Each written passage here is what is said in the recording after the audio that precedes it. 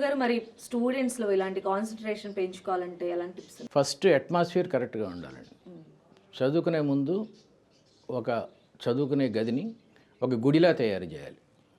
Okay. గుడిలో మనం దేవుడి మీదే కాన్సన్ట్రేషన్ ఉంటుంది కదా, అలాగే గుడిలా తయారు చేయాలి.